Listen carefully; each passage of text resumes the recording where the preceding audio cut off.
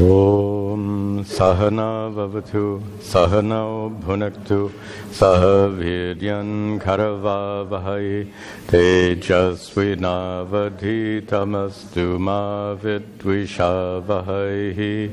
Om Shanti Shanti Shanti Narayanam Namaskritya Naram Chaiva Narottamam Devim Saraswatim Chaiva Tato Jayamudirayet. Good. Welcome back. So last week our study of Mahabharata was delayed. We had our Janmashtami celebration last week. Before that, though, we had started this delightful chapter dealing with the three gunas in particular, but specifically how Sattva Guna leads to spiritual growth, how Sattva Guna leads to moksha. The discussion, we finished the first half of the chapter. Let me just summarize it for you. We discussed what are the three gunas, Sattva, Rajas, Tamas. You all have studied this before. But we paid particular attention to the consequences of the three gunas, according to their manifestations in our mind. We said when tamo guna, tamas, is prevalent in your mind, there are consequences. When rajas is prevalent in your mind, there are consequences. And to summarize those consequences, you might remember the terms we had used. One whose mind is dominated by tamas, we call such a person a rogi. Someone who's sick. Seriously. Someone whose mind is dominated by rajas is a bhogi, right? Rogi, bhogi, and one whose mind is dominated by sattva guna is a yogi. Nice. These are traditional terms. Rogi, bhogi, or yogi, and the choice is yours, right? Okay. Now, it's really significant that one whose mind is dominated by sattva is a yogi. Yogi here, in a general sense, means someone who's on a path of spiritual growth. That's the subject matter of the latter part of this current chapter. Very clear that all of you fall into that category of yogi. Why? Those who are dominated by rajas are not here.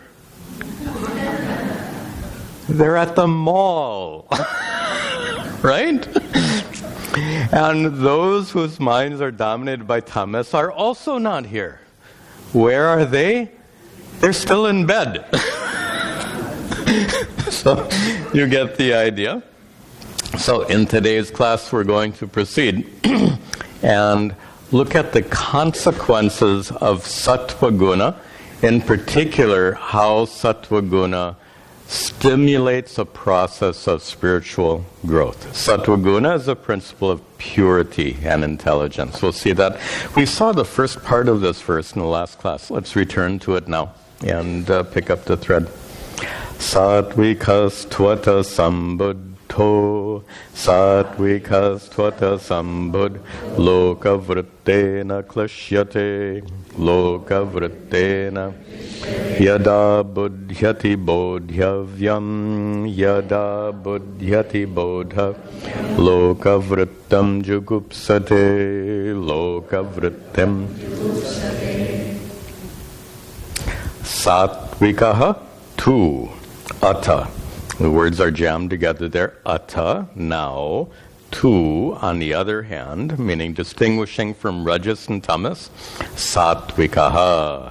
Those who have a predominance of sattva guna. Notice the word predominance. There is no one who is purely sattvika. There is no one who is purely rajasa. There is no one who is purely tamasa. We are all a combination of the three. But it's a matter of the relative proportion of these gunas. So sattvikaha, a person who is primarily sattvic in nature, who has a sattva guna. What about that person In the second line, loka vrittena klishyate. Klishyate, that person gets afflicted. Afflicted by what? Loka vrittena, by the things that happen in life, by the events of life, of the world. So the one who's sattvic gets afflicted by events of the world. Wait a minute. One who's rajas, one who's predominantly rajas is also afflicted by events of the world. And one who is predominantly tamasa, are they not also afflicted by events of the world? Of course, when they get out of bed anyway, they're afflicted by events of the world. Then what is the distinction being made in the first half of the verse? Here he says that one who is sattvika, sambuddhaha, literally wakes up is what sambuddha means. It means they wakes up in the sense of they learn something. And here's the point. We discussed this very briefly at the end of the last class. We are all afflicted by the problems of life. But those who are predominantly tamasa and rajasa, they don't learn from those experiences, and they continue to repeat those experiences. For example, you go to the mall, you spend a lot of money, you bring all that stuff home, and you find out all of that stuff doesn't make you happy. But what do they do next week? They go back to the mall and buy another bunch of stuff. They don't learn from their mistakes. Someone who's tamasa has a lot of problems in life. They go to bed, they sleep, they wake up, their problems are still there. What do? They go back to bed. They wake up, their problems are still there. The point is that those whose minds are dominated by tamas and rajas, they don't learn from the experiences in life. But the crucial point being taught here, and by the way, I've not seen this particular point made in any other scripture. Very nice point. Remember who's teaching us? Vyadha, the butcher. So this butcher is teaching us a really insightful lesson, and that is the crucial consequence of Sattva Guna is it empowers us to learn from our experiences in life. You know, the common American expression is we learn from our mistakes. When they say a smart person learns from their mistakes, right? Or a really smart person learns from the mistakes of others.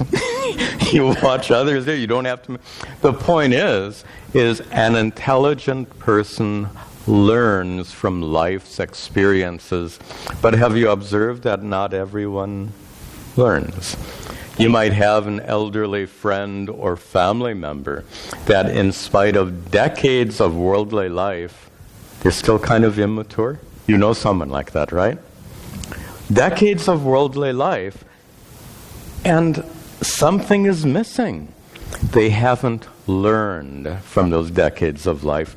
On the other hand, someone who is sattvikaha, whose mind is dominated by sattva guna, what about them? Sambuddhaha, they learn. They learn when? Loka vrittena klishyate, from being afflicted in life, by going through the bumps of life, they learn. Yada buddhyate bodhyavyam, and yada, when, buddhyati, when they have learned, bodhavyam, what is to be learned, when they have learned the lesson of life. What is the lesson of life? Bodhavyam, the lesson of life that we are intended to learn, that not everyone learns. And what is that message? Is that no matter how hard you try in your daily life, there is no way of achieving perfect peace and contentment. That is bodhavyam. What is to be understood, what is to be learned, the message to be learned from all our worldly experiences is that no amount of worldly effort will ever culminate in perfect peace and contentment Yet, what do we seek? Perfect peace and contentment. So what is the message we should learn? We're not going to find it through mere worldly pursuits, and therefore lokavrittam jugupsate. Therefore jugupsate. They, in American English, they get turned off. They get turned off by lokavrittam, by the activities of the world. They get literally repulsed, is what the world means. And what it means is they discover the inadequacy of worldly pursuits and therefore turn towards what? What we're doing right now. We turn to a spiritual solution to this ultimate problem. Excuse me. Having discovered that perfect peace and contentment is not possible through worldly pursuits, and having many scriptures tell us that perfect peace and contentment is indeed possible through spiritual growth, therefore one turns his or her back on these worldly pursuits and turns towards spiritual growth instead. So instead of going to the mall, you're sitting here. Instead of laying in bed, you're sitting here. The last comment here is jugupsate, a very strong word. It really has a sense of they become disgusted. They become disgusted with worldly activities. And it refers to what we most commonly call vairagya, dispassion. But please make note, vairagya is born of viveka. These two words. Viveka means proper discriminative understanding. Proper understanding, viveka. Through viveka, through proper understanding, vairagya is born, vairagya occurs naturally. There are other kinds of vairagya that don't meet this criteria. For example, it's very common when someone loses a loved one, they don't go to the mall the next day. Right? Is it because they've turned towards spiritual growth? Not at all. So this is not the vairagya we want. The vairagya we want, the dispassion we want, is viveka janya vairagya. Vairagya, dispassion, which is viveka janya, born of proper thinking, born of this discernment, the discernment that perfect peace and contentment is not possible through worldly pursuits. Then, vairagyasya hi rupam tu, vairagyasya hi rupam, purvam heva pravartate, purvam heva mridur bhavatyahangaraha, mridur bhavatyahang, prasidat yarjavam chayata, prasidat yarjavam. If you printed out these slides, please cross off the definition on the first half. Who's definite? The translation. Then dispassion begins to arise. If you have this printed out, please cross that off. Whose translation is this? Mine. It's wrong. I do this kind of rapidly, and then I read it later and say, oops. Anyway. That happens. So, the proper translation is vairagyasya, for one who has vairagya, purvam eva rupam, their prior form, pravartate, returns. And nothing to do with the translation I wrote up there. By the way, I had to check a commentary to get the proper meaning. So when I do this hurriedly, I don't spend the time looking in the commentaries. When I prepare for class, I do. And that's when I discovered the mistake. So, what is being said here? Prior verse said that through discernment, you gain vairagya. And then it says, because of vairagya, for one who has gained this vairagya, purvam eva hi rupam, their prior form, pravartate, continues. They return to their prior form. What exactly are they mentioning? Prior form means before raga and dvesha arise, before likes and dislikes arise. And what it's referring to is a state of innocence. Now, I know it would be a mistake to over-idealize the condition of a child, an infant, because infants, by the way, infants cry all the time, right? We understand that. At the same time, there's a certain innocence and sweetness, uncomplicated nature of that infant. And that's what's really being referred to here. Purvam rupam, prior form, means a form, a condition of mind that has not been perverted by raga and dvesha, by likes and dislikes, referring to a state of purity, a state of innocence, a state which is basically sattvika. That's what's being described here. So vairagyasya, when you detach yourself from worldly activities, what arises within you is a state of purity and innocence that's described in the second half. Mriduhu bhavati ahankaraha. The person's ahankara, and here in a general sense. Sometimes we use it in a very narrow Vedantic sense of I sense or sense of individuality.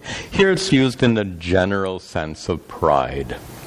So ahankara, pride, mriduhu bhavati, becomes softened. Due to vairagya, due to detaching yourself from being exclusively focused on worldly pursuits. Let me clarify that. When we talk about withdrawing from worldly pursuits or turning our backs, as we said before, on worldly pursuits, getting turned off by worldly pursuits, what it means is this transformation of attitude where you understand that the world, that the solution to your problems is not out there in the world in any way whatsoever. You come to understand that the ultimate solution is in you. So, with this transformation of attitude, the first half says one becomes very sweet and pure in terms of their attitude and kind of that sense of innocence. That innocence is described here as ahankaraha, their pride, mriduhu bhavati, becomes softened, and prasidati, arjavam prasidati. Arjavam, simplicity. Literally, the common translation, straightforwardness. The commentator says, akautilyam, perfect. Straightforwardness means what? Absence of crookedness. This is the commentator. What is arjavam, straightforwardness? Akautilyam, absence of crookedness. What do these words mean? Simplicity and inner simplicity. That's that condition of inner innocence and simplicity. This is the result of vairagya. And that leads someplace. Before we get to the next verse, where is all of this leading?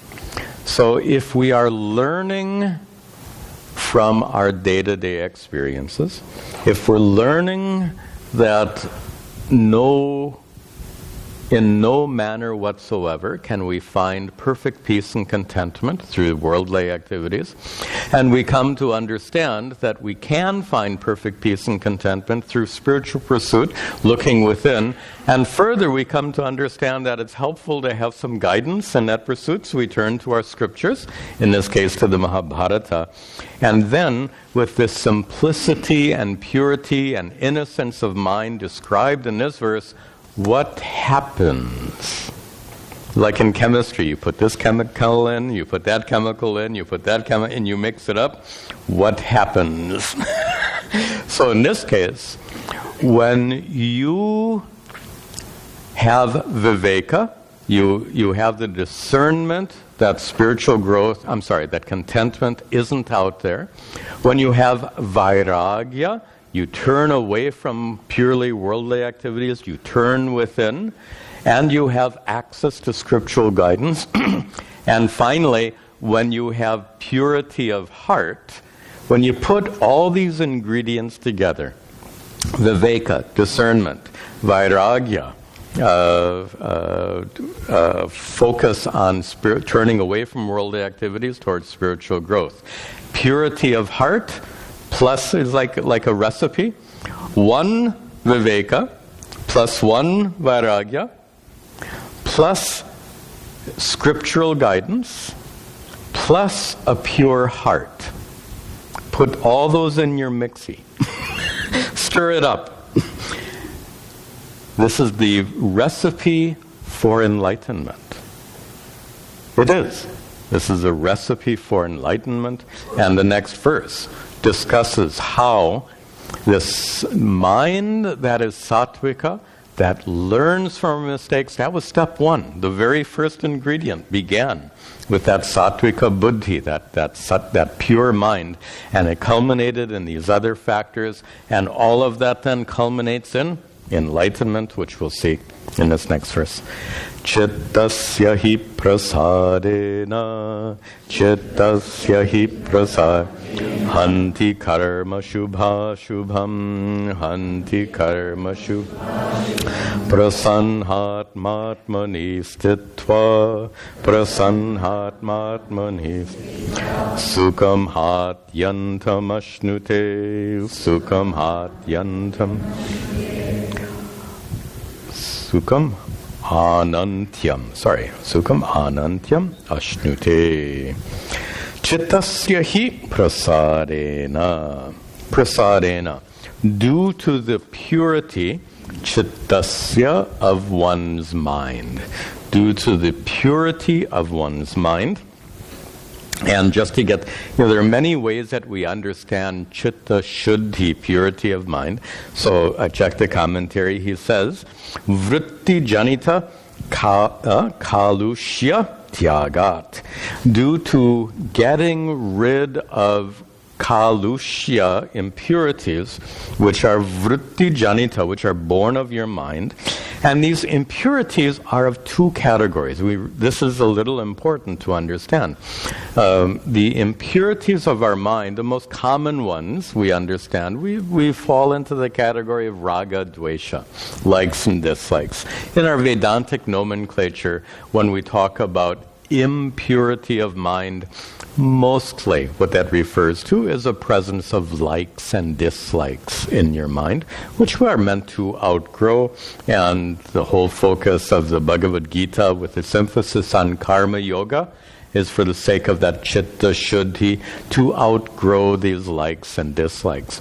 But there's another kind of impurity in the mind, a more fundamental kind of impurity in the mind, and that is avidya, ignorance.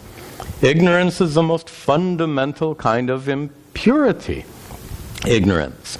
And here, chittasya prasadena is referring to a mind which has been purified not only of raga dvesha. You can become purified of raga dvesha. How? By karma yoga. It's a big topic. We're not going to discuss it. 1/3 of the Bhagavad Gita is devoted to that topic. We'll set that aside for now. But here it says that your mind becomes pure Purified of what? Not only purified of raga dvesha, but purified of ignorance. What kind of ignorance are we talking about? We're not talking about ignorance of the Chinese language or ignorance of how computers work. We're talking about ignorance of your true nature. Ignorance, put it in context, ignorance of the fact that the essence of who you are is already full and complete. We began this discussion by saying we seek perfect peace and contentment. We understand it's not available at the mall. It's also not available in your bed. Where is that perfect peace and contentment available? Within. Why is it available within? It happens to be your true nature. The nature of Atma, Satchidananda Atma, the truth of who you are, the consciousness which is present right here and now in this ordinary experience. Atma is here now as your consciousness, the consciousness that is present right now in this ordinary experience. That consciousness is Satchidananda Atma. Now, if you ask Swamiji, how can that ordinary consciousness be Satchidananda Atma? That's exactly why we have these classes, is to discover how what you think is ordinary consciousness, you need to discover through these teachings that what is, quote, ordinary consciousness is in fact extraordinary. Due to ignorance, you fail to appreciate the extraordinary nature of what you think is ordinary consciousness. To put it in other language, in very typical Hindu language, your true nature is already divine. We're talking about that inner divinity. Inner divinity means inner perfection. Inner perfection means what? The truth of who you are. And please note that no Hindu will say your true nature will become divine. It's never expressed in the future tense. It's always understood. Your true nature is already divine. Ishvara, the God of the cosmos, created you as a divine being. Problem is, we don't recognize that divinity. Which is why we turn to scriptures like the Mahabharata for the sake of discovering that inner divinity, for the sake of discovering the fullness and completeness which is your true nature as Shuddha Chaitanya, as pure consciousness, and that entails the removal of ignorance. That's the first quarter of this verse. Chittasya hi prasadena. Due to the prasada has different meanings in different contexts. When you say prasada, many of you stick out your hands. So you're waiting in the temple, in the mandir. The priest is going to put some prasada in your... But the prasada can also mean clarity.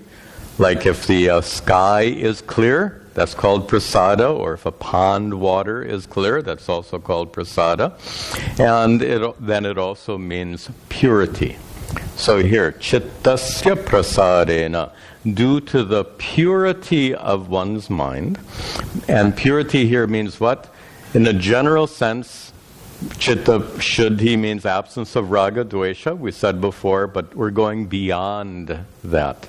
The ultimate purity of mind takes place due to the removal of this ignorance, an ignorance which obscures that inner divinity. What an irony. What we're looking for is already here now, but obscured by ignorance. So there are many examples for this. A whole 10th man story is about this. But the simple example is the lady who's looking everywhere for her necklace. It's around her neck. It's here now, But where is she looking? She's looking in this drawer, she's looking in that drawer, she's looking in this room, she's looking in the other room. She's looking in all the wrong places. She should be looking at herself. The message is clear? So instead of looking at the mall, instead of looking elsewhere, we turn our attention within, guided by these scriptures, to discover what we loosely call the inner divinity, and in more Vedantic language we say Satchidananda Atma, the true self, which is eternally full, complete, and perfect. So, chittasya hi prasadena, due to that purity of mind, due to the removal of this particular ignorance, when you remove the ignorance of Chinese language, you can speak Chinese. When you remove ignorance of computers, you become, in English, you become a computer guru, right? They use that word. Guru for an expert in computers is now a computer guru. If you are an expert in Chinese, maybe you can get a job doing translation. If you are a computer guru, you get a good salary for that. But when you remove ignorance of your true nature, do you get a pay raise for that? What do you get out of that? When you remove ignorance of your true nature, you discover yourself to be full and complete. You gain perfect peace and contentment. Removing ignorance of Chinese won't give you perfect peace and contentment. Removing ignorance of computers won't give you perfect peace and contentment. Removing ignorance of your true nature, the inner divinity, Satchidananda Atma, will give you perfect peace and contentment.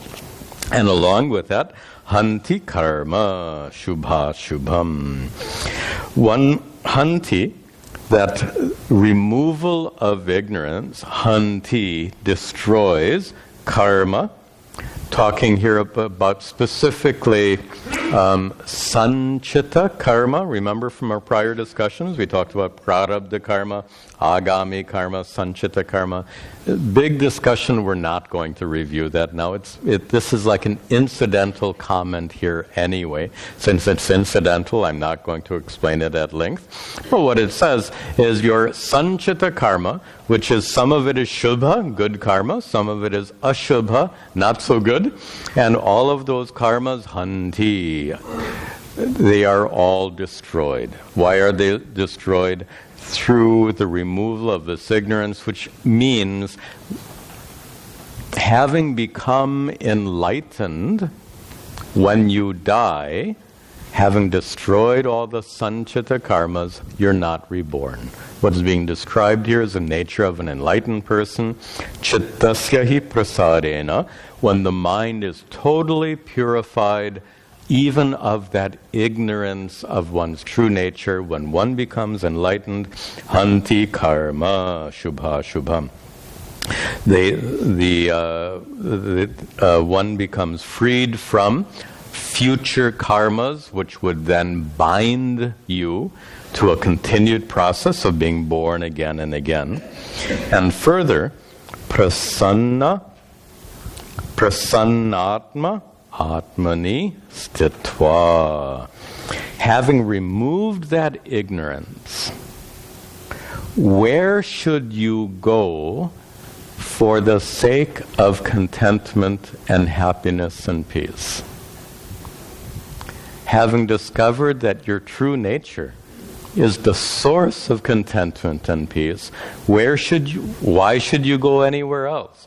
Why do you have to, driving down the road looking for that Starbucks? Where is the Starbucks? Or whatever it is. No necessity to look outside of yourself for anything to give you peace and contentment. Therefore, stitva, abiding. Abiding in what? Atmani, in oneself. Abiding in oneself. What kind of self? Prasanna Atma. Abiding in oneself whose nature is pure or pleased. Also, prasanna gives that sense of being pleased. One who abides in the fullness of one's own self. To paraphrase that third line, abiding in the fullness of one's own self, right? What do you, again, if you've discovered, how to make this more vivid?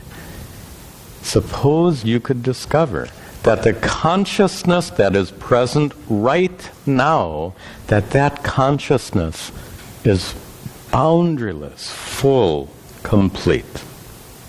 Having made that discovery, for the sake of peace and contentment, all you need to do is just appreciate your nature as consciousness, which is full and complete. Starbucks is not necessary. Going back to bed is not necessary. Going to the mall is not necessary.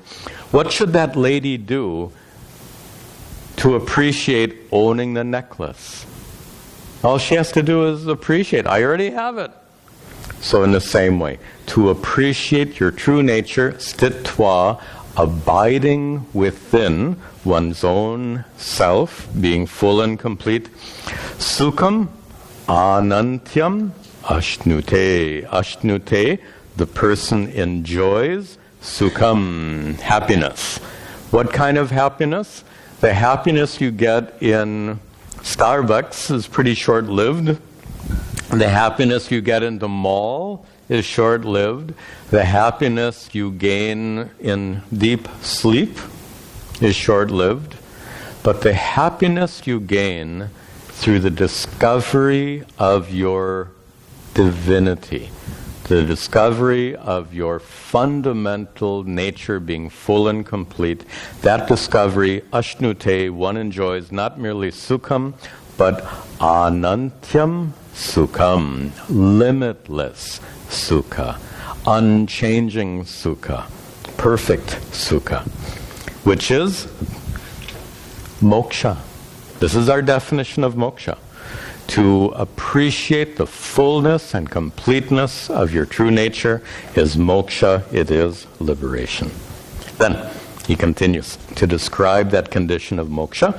He says, Lakshanam tu prasadasya, Lakshanam tu prasadasya, Tata tripta sukham swapet, Yatha tripta sukham Nivate va yatha dipo, nivate va yatha dipyet kushala dipitaha, dipyet kushala dipitaha.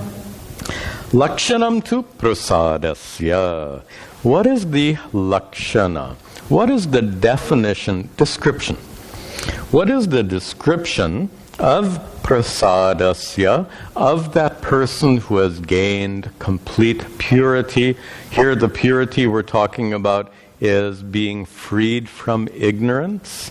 So prasadasya, for that person who has become completely freed or purified of ignorance, for that person who has discovered their true nature to be Satchidananda Atma, full and complete.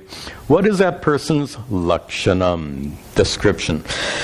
How would you describe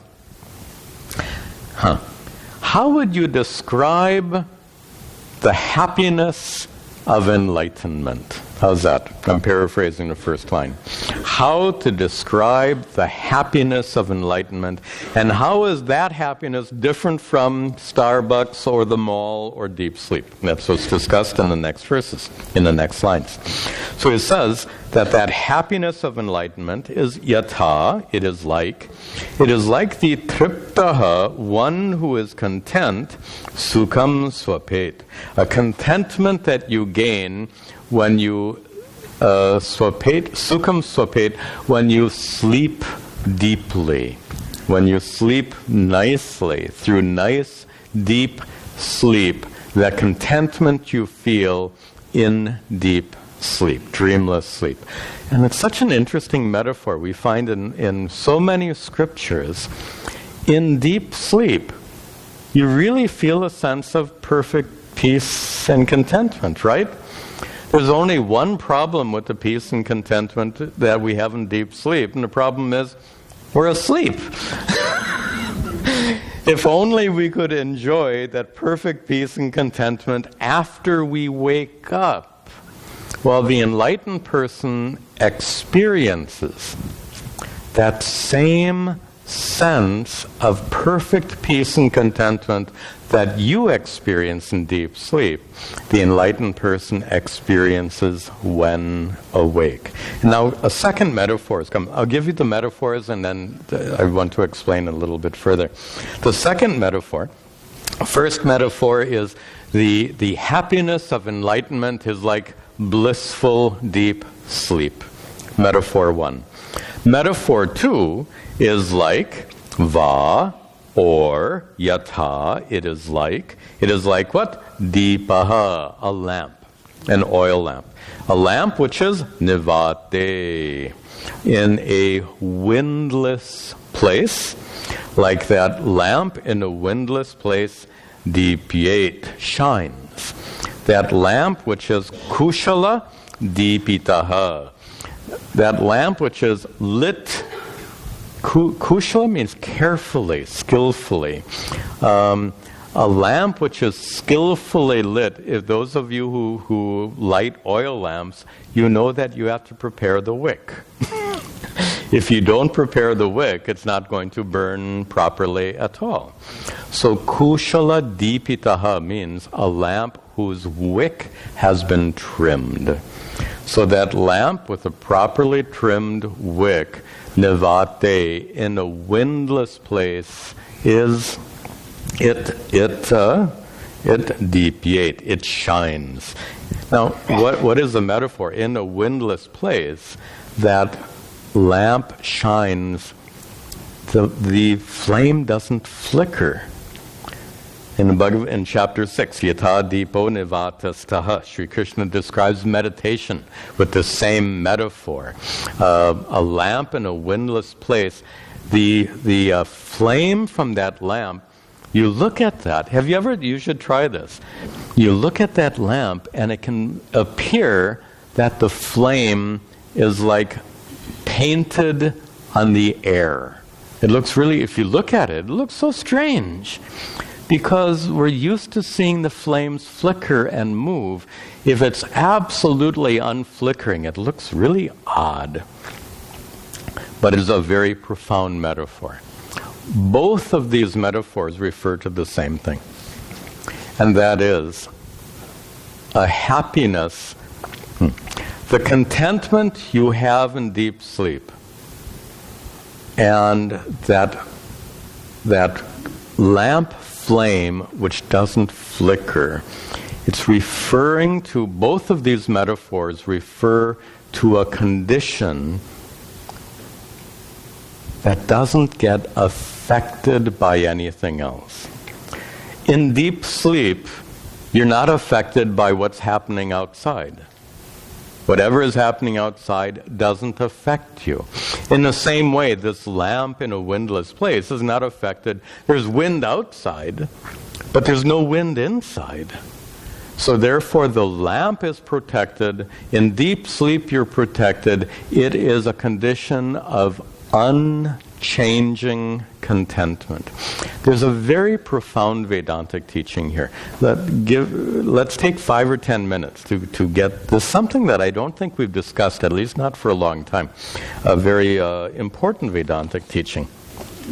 Go back to that, and what we want to see here is how this contentment of enlightenment is unique because it is unchanging, because it isn't affected by anything. That's what we want to establish, that the contentment of enlightenment is a unique contentment, utterly unaffected by anything. Now, what do we mean by utterly unaffected by anything? Go back to that, actually I'm going to use a little different metaphor.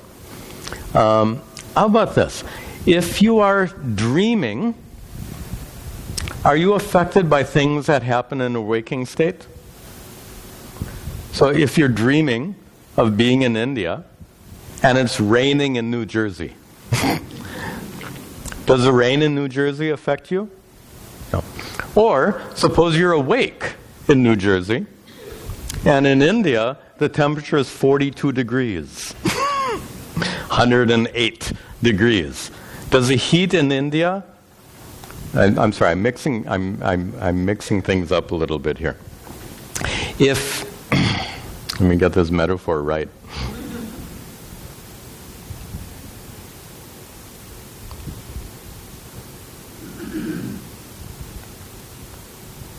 Let me give you the principle first, and then I'll explain through some metaphors. The metaphor, the principle is you can only be affected by something as real as you are. That's the basic principle. You can only be affected by something that is as real as you are. Suppose in a dark alley you see that snake. Can that snake bite you?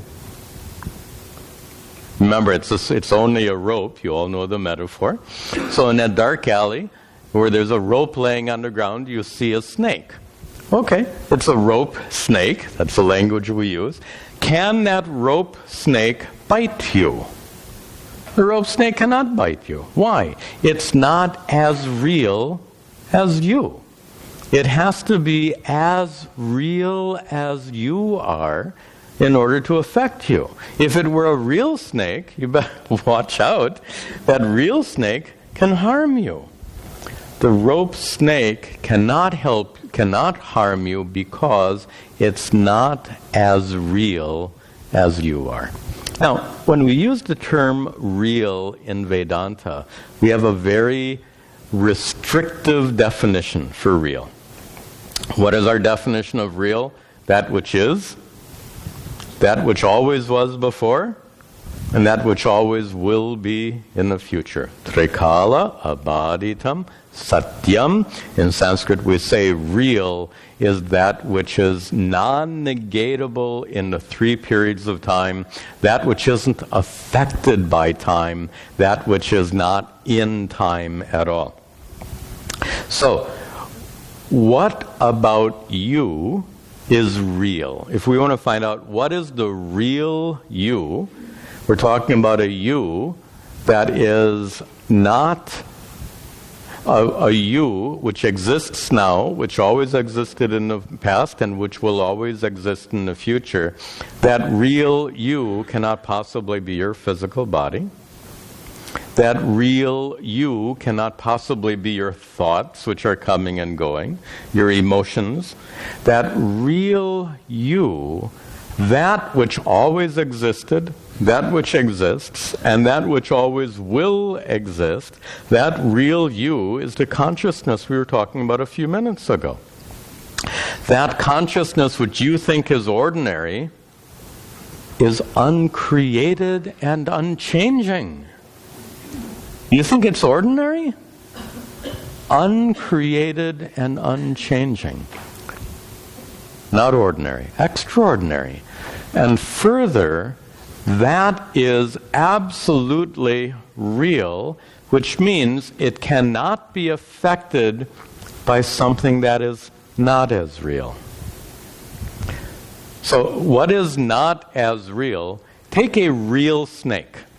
A real snake in quotation marks. That real snake, not the rope snake, the other one. So that other one, is it real by our Vedantic definition?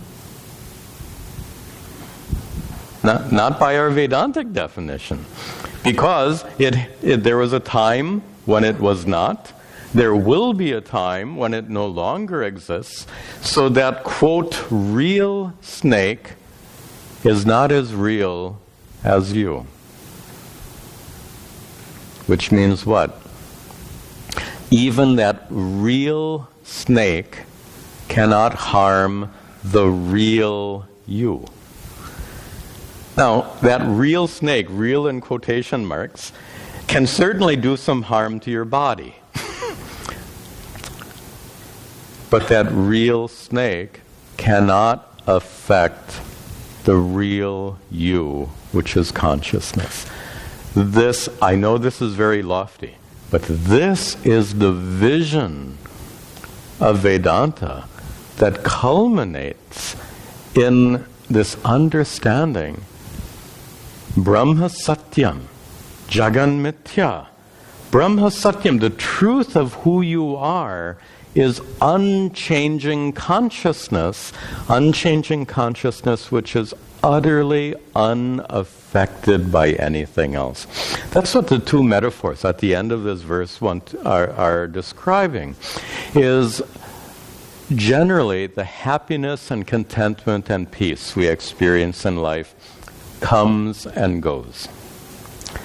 But the contentment one finds through discovering your innate fullness and completeness, that contentment is abiding and unchanging. That's unique. So just as in deep sleep, nothing can affect you, in the same way that that lamp that's protected, nothing happening outside can affect it, it's protected. In the same way, the perfection and contentment and peace, which is your true nature, cannot be affected by anything whatsoever. That's what's being described here in this verse. Okay. Next. Pradiptene vadipena, pradiptene vadip, manodipena pashyati, manodipena pashyati, drishtvatmanam niratmanam, drishtvatmanam niratmanam, tada satu nimuchyate, tada satu vimuchyate. Correct. Good.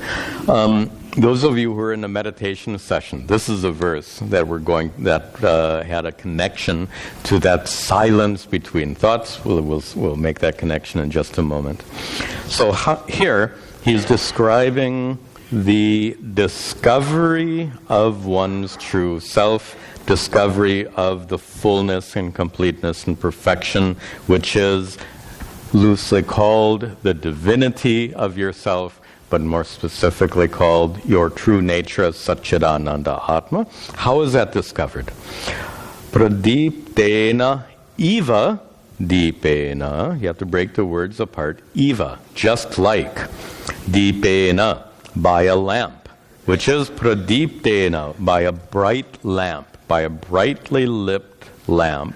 In the same way, manodipena pashyati. In the same way, pashyati, literally one sees, one discovers, manodipena, by means of a brightly lit mind. Manodipena. There's a problem here. So what does it mean, a brightly lit mind? With your bright mind, can you see Atma? We discussed this in the meditation session. So just as with a brightly lit lamp, you can see many things in the room. Remember, in ancient times, there were no electric lights. So with that brightly lit lamp, you can see many things in the room. And here, manodipa, with a brightly lit mind. Do you see the defect in the metaphor? With that bright mind, can you see Atma? Atma is the one who's looking. The seer cannot see itself. So this term, manodipena, by a mind which is brightly lit, to be lit, in the case of a lamp, means fire. You apply fire to the lamp, it glows. You apply the fire of knowledge to the mind, and the fire of knowledge in the mind burns away the ignorance. Here's the difference. For an object in the room, the object in the room has to be illumined by a lamp. Atma is already here now in this ordinary experience. You don't need to reveal the presence of Atma. Atma is, we say, self-revealing. Swata siddha, swaprakasha. Self-established, self-revealing. You don't need to illumine Atma. What you do need to do is remove the ignorance obscuring the nature of Atma. So, manodipena, by a well-lit mind, means what? By a mind whose ignorance has been destroyed by the flame of knowledge. By the light of knowledge, ignorance has been removed. And then what happens? Drishtva atmanam. Having discovered atmanam, your true self, having discovered your true self, when ignorance is removed, drishtva, having seen, having discovered, atmanam, your own true self. Again, to discover your own self, is it like, oh, there I am, I'm being silly to make a point? Is it one day you say, oh, there I am, oh, that's me? How ridiculous. What it means is recognizing your true nature in the absence of ignorance, in the absence of wrong thinking, in the absence of wrong conclusions about yourself. Specifically, the consciousness you think is ordinary, the ancient rishis called it divine, perfect, complete. When your ignorance is removed, you recognize your own consciousness to be that divinity, that perfect completeness. So, drishtva atmanam, having discovered oneself to be niratmanam. This is a very puzzling term. Having discovered yourself to be niratmanam, without self. That's a literal translation. To discover yourself to be without self. Atmanam drishtva, discovering yourself to be niratmanam, without self, doesn't make any sense, which is why we have commentaries. So, this chapter somehow needed some commentary help, and the commentator explains so nicely. What does it mean to discover yourself to be niratmanam, without self? The commentator says niratmanam nirgunam. That makes sense. Without qualities. To discover your true self to be nirgunam, without qualities, without limitations, and further, nilinam. Nilinam, he says, where am I? Nilinam, nilinam chittam yasmin. You discover your true self to be nirgunam, free from qualities. When do you discover that? Nilinam chittam yasmin. When your mind is resolved. When your mind is silent. I just finished this commentary. When your mind, and he says so clearly, chitta kshayaha eva atma darshanam. Yep. Chitta kshayaha eva atma darshanam. Atma darshanam, discovery of your true nature, takes place when chitta kshaya, when your mind is resolved, when atma is unencumbered by mental activities. Now, in our meditation session, many of you were there, we discussed how if you're chanting a mantra, in the gap, after the end of the recitation of one mantra and before the recitation of the next mantra, there's a gap of silence. That silence in the gap between mantras is a unique experience, a unique opportunity to discover your true self, Atmanam, to discover your true nature in the absence of the qualities of the mind. And here's the problem. It's hard to discern who you are because the effects of the mind are so overwhelming.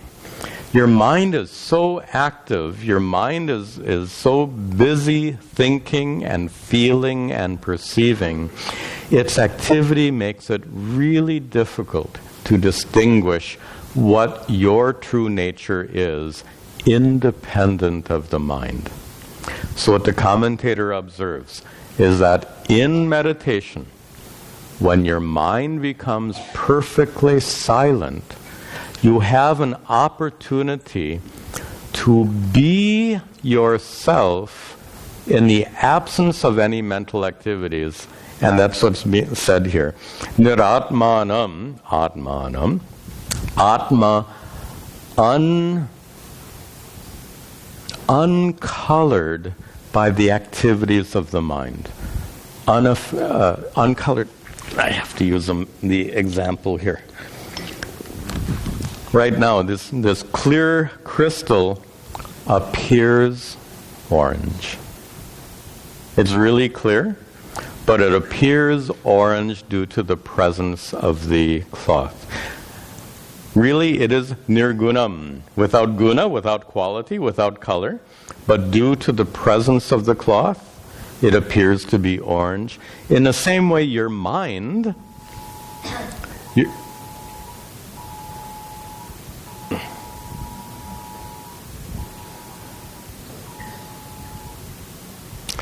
your mind, like this clear crystal, is nirguna. Atma, consciousness, like the clear crystal, is nirgunam. So niratmanam means nirgunam. But when consciousness is in the presence of the mind, it's very hard to discern that this crystal is clear. Right now, the crystal looks orange. But if we can, just for a moment, remove the crystal, all it takes is a moment to recognize that the crystal really is clear. In the same way, all we have to do is remove the activities of your mind for a moment to discover that your consciousness is what we've described: full, complete, perfect, source of contentment, etc. So, drishtva atmanam niratmanam, discovering in that moment of silence and meditation, discovering your true nature, tada, then satu vimuchyate, then that person becomes liberated. And the last verse just describes that condition of liberation.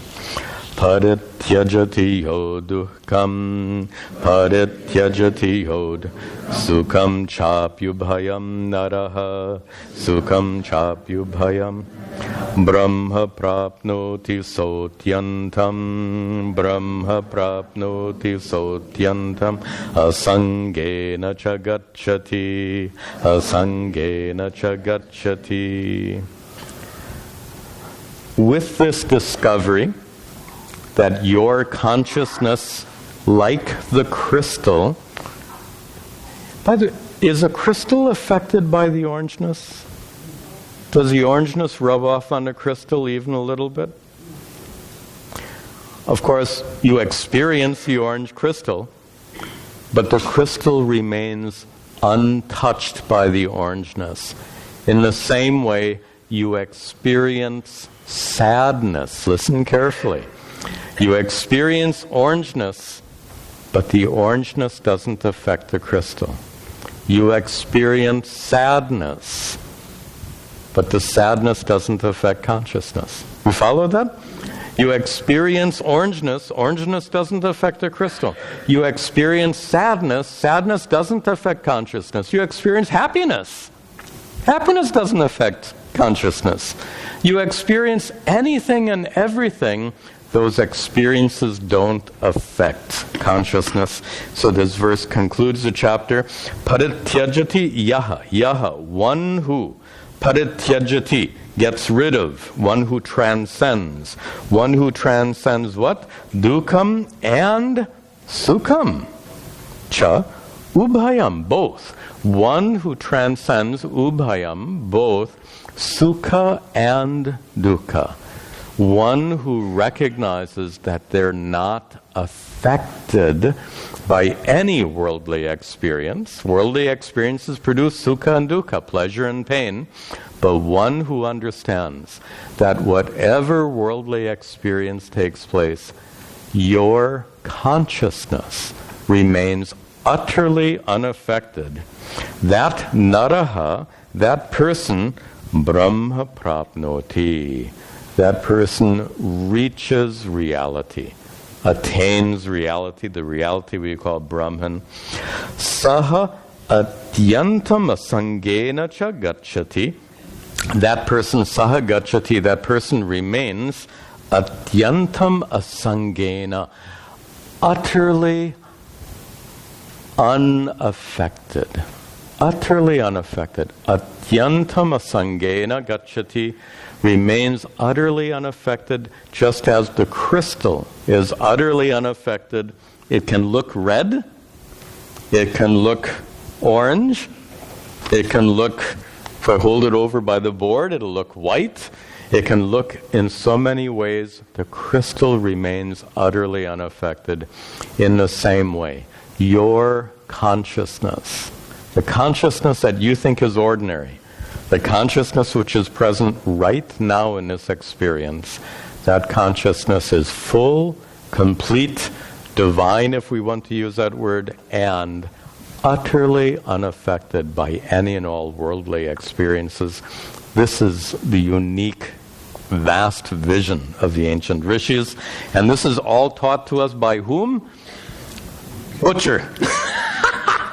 This butcher who's been teaching the Brahmana is teaching all of us, teaching us what? Brahma Vidya, the reality of Brahman. I'd say this butcher is no ordinary butcher.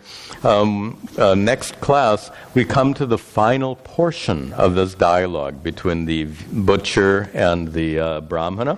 We'll see that when we meet next time. Some final announcements here. Tomorrow, Sunday, we have our Gita at Work study group. It meets at 11 o'clock. You're all invited. 11 o'clock, Gita at Work. At 6:15, I have a satsang, question-answer session. I'm hoping the weather should be nice tomorrow. I think so. We'll sit outside in the garden. It'll be very nice. So join us for satsang tomorrow at 6:15. I'll remind you that next Saturday we'll be celebrating Ganesh Chaturthi. The actual date, I believe, is Sunday. We'll celebrate on Saturday. We'll meet here at 11 o'clock. We'll start with some simple puja and chanting. I'll have a nice discourse prepared for you for the occasion. After the program, we'll have prasad. If you're coming to the program, please bring a dish of food. There's a sign-up sheet over on the counter. We need to fill up the entire sheet, so please help out with that. And we'll have a nice celebration. So next Saturday, we'll meet for our Ganesh Chaturthi celebration.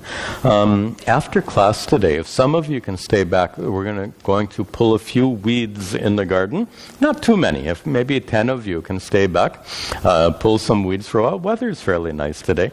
And then after you're done, the volunteers have some lunch for you. So if you're free to stay back, pull some weeds, have some lunch. It'll be very pleasant. The library will be open after class. We'll conclude with our prayers.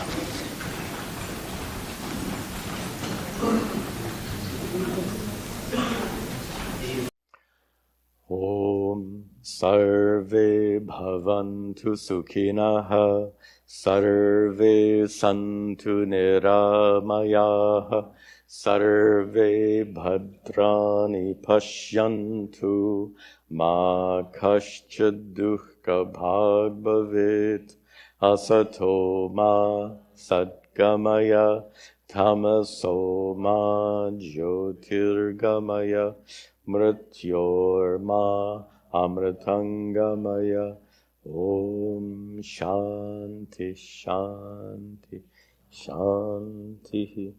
Om Tat Sat.